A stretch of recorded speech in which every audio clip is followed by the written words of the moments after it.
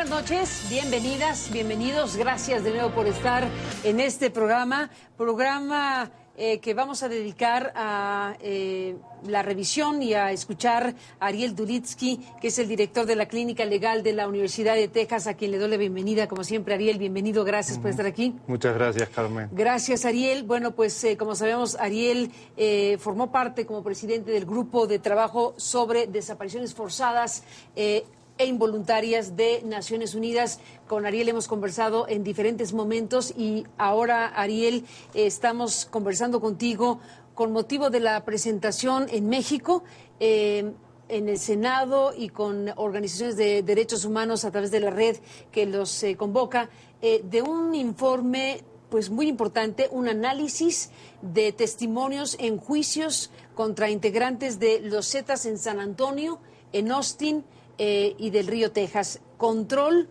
puntos suspensivos, sobre todo el estado de Coahuila. Y bueno, pues la Clínica de Derechos Humanos de la Facultad de Derecho de la Universidad de Texas, precisamente como dice la presentación y el resumen ejecutivo, en colaboración con el Centro Diocesano para los Derechos Humanos Fray Juan de Larios en Coahuila, pues han redactado este informe basado en un análisis de las propias declaraciones de los testigos de 3 juicios precisamente en los Estados Unidos entre 2013 y 2016. Y ahí hay una serie de situaciones muy importantes que están contenidas precisamente en este informe. Déjame rápidamente, porque creo que vale la pena hablar del contenido a través de su índice temático. Está desde luego la descripción del proyecto, está la descripción del juicio en San Antonio, en Austin, en Del Río, como decíamos. Y bueno, hay aquí un asunto fundamental que exponer. ¿Cómo es que llegaron a esta investigación que se contiene en este informe? ¿De qué está hecha? Lo que hemos investigado nosotros son estos 3 juicios que tú mencionabas contra miembros de los Zetas. Fundamentalmente los casos en Estados Unidos fueron sobre lavado de dinero, sobre narcotráfico, tráfico de armas y homicidios asociados con el tráfico de drogas. La intención con la cual nosotros comenzamos el proyecto fue ver si había información para determinar la suerte o el paradero de personas desaparecidas. Nosotros habíamos escuchado, algunos medios de comunicación en San Antonio estaban dando cuenta de los testimonios, parecía que podía haber información. Lamentablemente en este aspecto, ¿dónde están los desaparecidos? No obtuvimos mucha información. Pero al comenzar a pedir copias de los testimonios, revisamos 27 testimonios en los 3 juicios. ¿Todos Zetas? No son todos Zetas, y esto es muy importante. Hay algunos que son Zetas, algunos que son víctimas o familiares de víctimas, y hay agentes de seguridad de los Estados Unidos que interrogaron a Zetas y testimoniaron lo que escucharon. En total, entonces, son 24 testimonios que nosotros revisamos. Había más testimonios. El informe se concentra en 2 aspectos principales. Uno es los abusos, entender los abusos a derechos humanos que cometían los Zetas. Y el segundo aspecto que nosotros estábamos interesados en explorar eran las relaciones entre los Zetas y el Estado de Coahuila o incluso el Estado federal. Estos son los 2 elementos fundamentales que analizamos en este trabajo. 1 año y medio de investigación, más de 1000 fojas que hemos revisado. Hemos entrevistado a los fiscales que tuvieron estos casos en los juicios. Y estas son algunas de las conclusiones de lo que estamos presentando. Creo que se resumen en el título de este informe. El estudio, el análisis de los testimonios en estos juicios fueron estrictamente documentales, es decir, lo que quedó registrado en los propios documentos judiciales, ¿o tuvieron en algún momento la posibilidad de hablar directamente con los enjuiciados o sentenciados ya? No tuvimos. Hay 2 motivos. Uno, porque hay algunos de los testigos que nosotros analizamos sus testimonios, son testigos protegidos con identidad protegida. Ellos han sido condenados por los crímenes que ellos cometieron y están en cárceles federales de los Estados Unidos, pero no se tiene información en qué cárcel ni bajo qué nombre, porque están protegiendo la identidad. ¿Por qué esta protección de la identidad? Porque muchos de estos testigos, aún cuando ya estaban detenidos y aún cuando estaban testificando en contra de otros zetas detenidos, todavía ellos recibían amenazas o sus familiares en Coahuila recibían amenazas. De hecho, a uno de los testigos, su hermano fue asesinado una semana antes que testificara en el juicio. Por eso es que son testigos con identidad reservada. Los personajes enjuiciados todos son procedentes de Coahuila. Su actividad criminal principal está en Coahuila, pero estuvieron enjuiciados en Estados Unidos. Sí.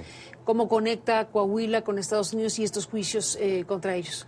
Porque los juicios en Estados Unidos, uno es, el de Austin es fundamentalmente por lavado de dinero.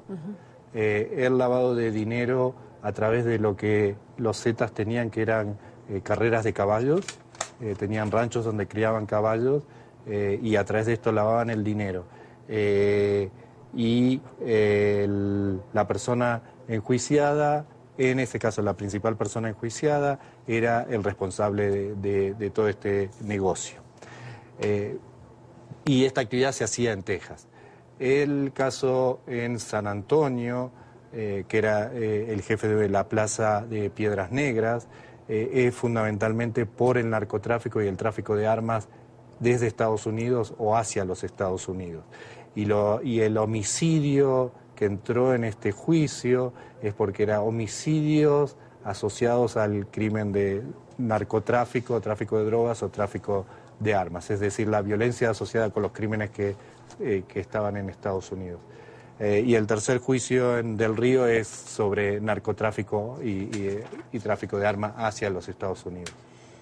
Ariel Dulitsky, déjame hacer una pausa y regresamos en esta conversación, en este informe que, bueno, pues está disponible en Internet, ¿no? En la dirección de ustedes o en la de Human Rights Clinic. Exactamente. Ahí se puede consultar directamente en español y en inglés. En español y en inglés. En español y en inglés, control.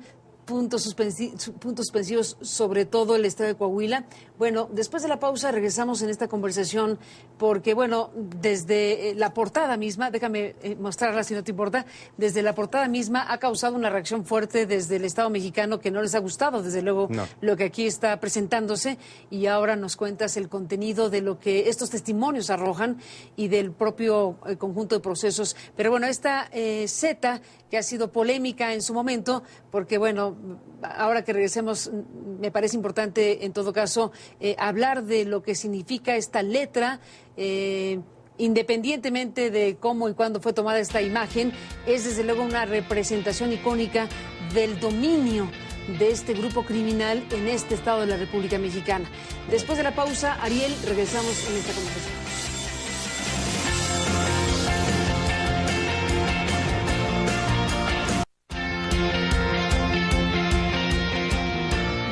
Ariel Dulitsky, bueno, pues sobre el tema Coahuila, este informe es un informe muy fuerte porque efectivamente permite conocer tan directamente lo que estos zetas dijeron en estos juicios ante las autoridades de los Estados Unidos.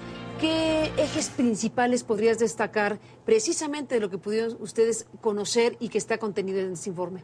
¿Qué revelan, qué dicen, cómo se puede conocer la mecánica de actuación, incluso el origen, los motores principales de actuación criminal de los zetas, este grupo pues sanguinario cuyo punto de origen fue la deserción del ejército mexicano de un grupo? Sí. ¿Qué sale de los testimonios? De militares. Por un lado, sale muy claramente que los zetas cometían tremendos abusos. Increíbles.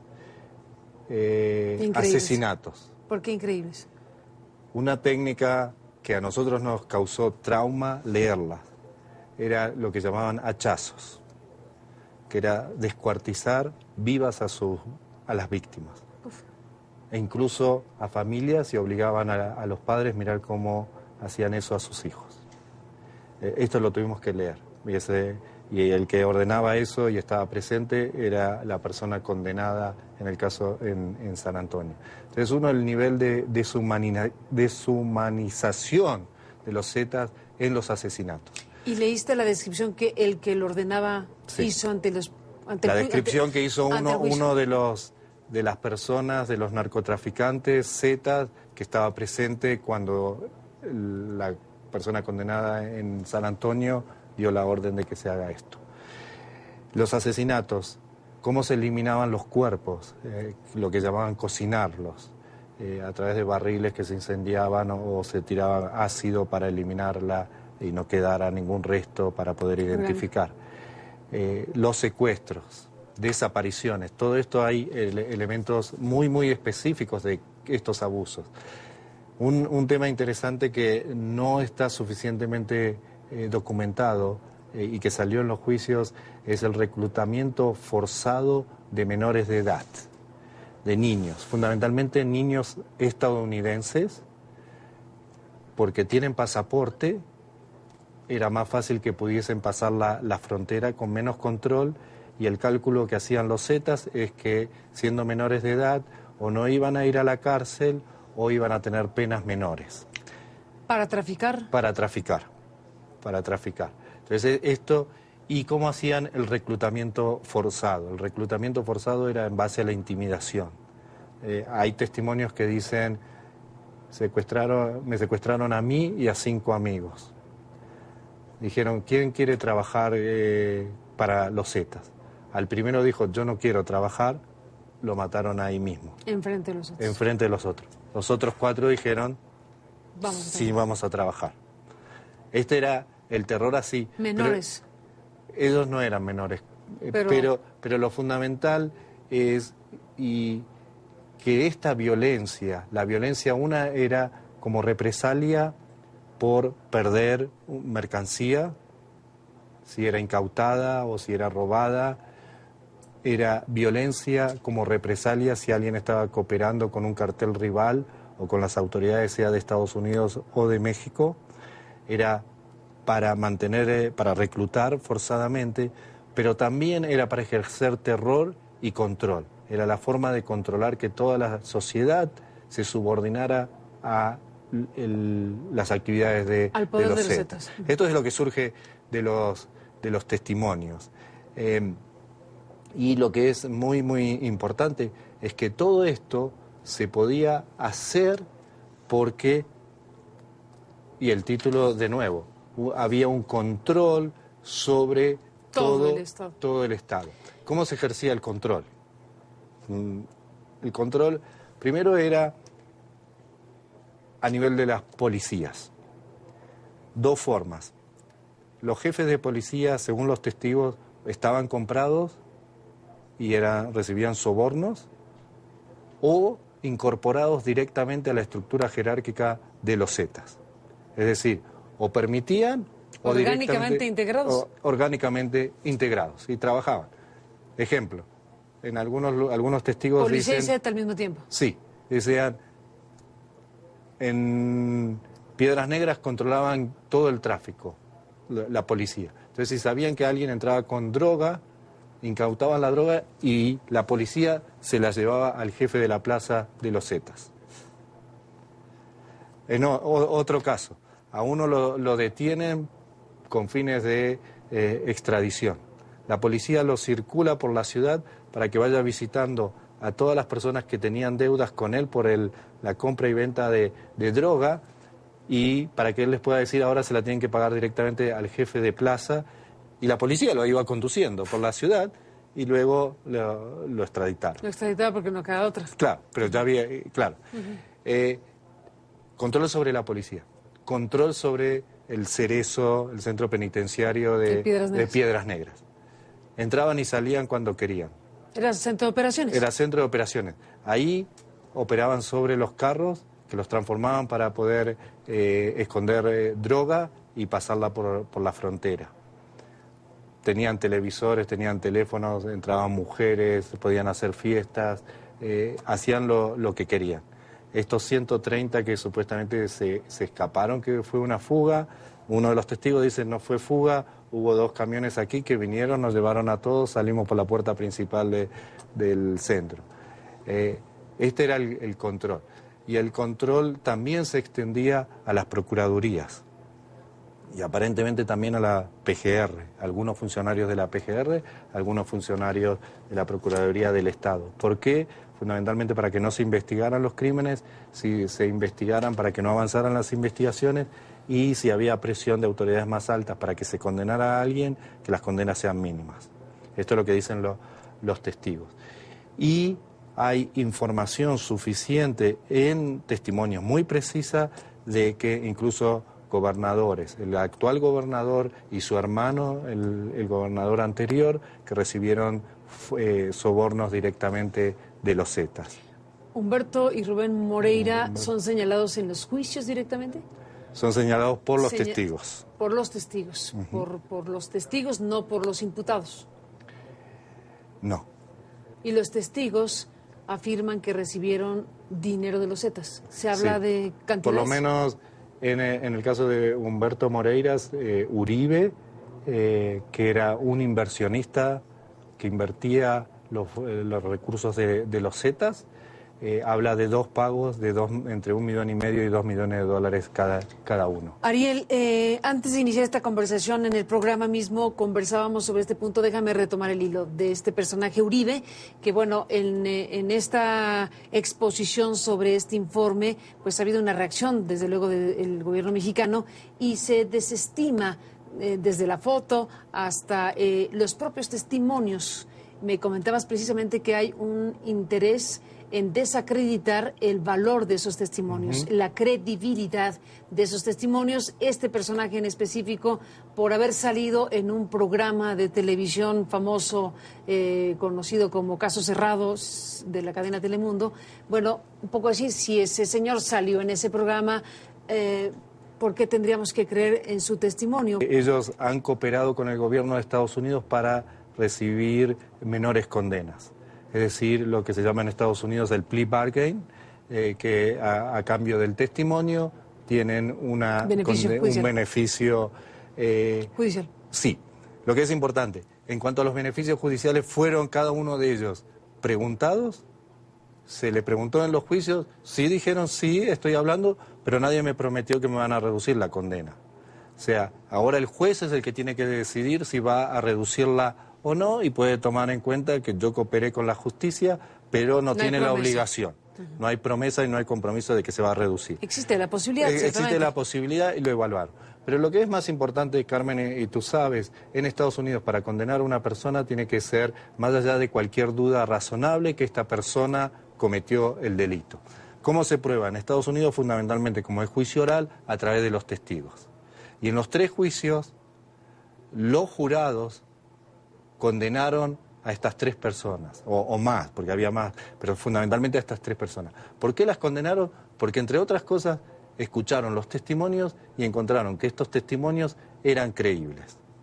Y eran creíbles y que servían para afirmar la responsabilidad penal de las personas que fueron condenadas. Déjame, Ariel Duritzky, hacer una pausa y regresamos escuchándote sobre este análisis de testimonios de juicios de integrantes de los Zetas en San Antonio, Austin y del Río, Texas. Este informe que se puede consultar en Human Rights Clinic de la Universidad de Texas, de la Clínica Legal de la Universidad de Texas, que es la que diriges. Y bueno, pues esto que desde luego nos lleva a territorios tremendos para México, y volvemos después de la pausa con ellos. Hay un testimonio. Bueno, Ariel, se nos terminó el tiempo, lamentablemente nos quedan 2 minutos. ¿Con qué te despides? Datos que estén en este informe que sean reveladores, que son o que consistentemente hablan de una situación. Datos. 1. Aún cuando nosotros nos concentramos en Coahuila, hay información sobre otros estados. Por ejemplo, se menciona que Fidel Herrera, en su candidatura a gobernador de Veracruz, recibió $12 millones de los Zetas. Esta es una información que uno de los testigos la mencionó. ¿Y quedó registrada en la Está registrado en la investigación. Segundo, control sobre todo el Estado. Esto es lo que decían los Zetas y así es como actuaban y así como operaban. ¿Esto qué significa? Que si nosotros analizamos la violencia que ejercieron los Zetas, una como mínimo el Estado no hizo nada para prevenir y para investigar o sancionar esa violencia. Y dos, hay muchísimos testimonios que indican que el Estado directamente estuvo involucrado en esa violencia. Si nosotros unimos estas dos conclusiones, uno puede inferir que toda la violencia de los Zetas es también violencia del Estado, porque el Estado no hizo nada. Pero lo que nos llama la atención, y esto creo... En el mejor de los casos. En el mejor de los casos. Pero yo creo que es muy importante el tercer elemento que surge de los testimonios. La narrativa del gobierno y el Estado mexicano es que la violencia es fundamentalmente peleas entre los carteles o hacia el interior de los carteles, y que todas las víctimas son víctimas que eran narcotraficantes, estaban afiliadas al crimen organizado. Lo que es muy claro es que la violencia atacaba y atacaban los Zetas a personas que no tenían nada que ver con los carteles, que no estaban involucradas, que eran absolutamente inocentes. De modo que hay que cambiar la narrativa de que la violencia en México es exclusiva de los carteles y entre narcotraficantes. Bueno, hay muchas historias en Coahuila. Está el caso de la cárcel de Piedras Negras que ya mencionaste. Está literalmente la desaparición de un pueblo que es el pueblo Allende. No sé si en estos testimonios judiciales se hace alusión a lo que pasó en Allende. Sí, se hace alusión... Por el periodo que investigan, sí. 2013-2016. Aparece tanto Piedras Negras como la masacre de Allende. Queda claro que es por represalia a que 3 personas de los Zetas comenzaron a cooperar con el gobierno de Estados Unidos, y como represalia por eso a todas las personas asociadas se las empieza a ejecutar o desaparecer. Familiares, gente cercana. Y después sembrar terror en la población en general para que nadie vuelva a hacer lo que estas 3 personas habían hecho, que es comenzar a hablar y cooperar con las autoridades. En Estados Unidos. En Estados Unidos. Lo que se demuestra es que no había o capacidad o voluntad del Estado mexicano para investigar esto. Y cuando no hay voluntad o capacidad es cuando puede intervenir la Corte Penal Internacional, y por eso se necesita que intervenga la comunidad internacional, porque el gobierno y el Estado mexicano hasta ahora no han podido responder. Gracias por estar aquí, Ariel. Pues seguimos hablando de este tema. Nos has dejado helados con todo lo que has narrado. Muchísimas gracias, Carmen. A ti, como siempre. Muchas gracias. Muchas gracias por compartir este análisis tan importante de este estudio que tuvo acceso directo a los expedientes judiciales de estos casos y juicios de Zetas en Estados Unidos, en Texas. Gracias, Ariel, y a usted que nos permitió acompañarle. Pásela bien, seguiremos en el tema. Hasta la próxima.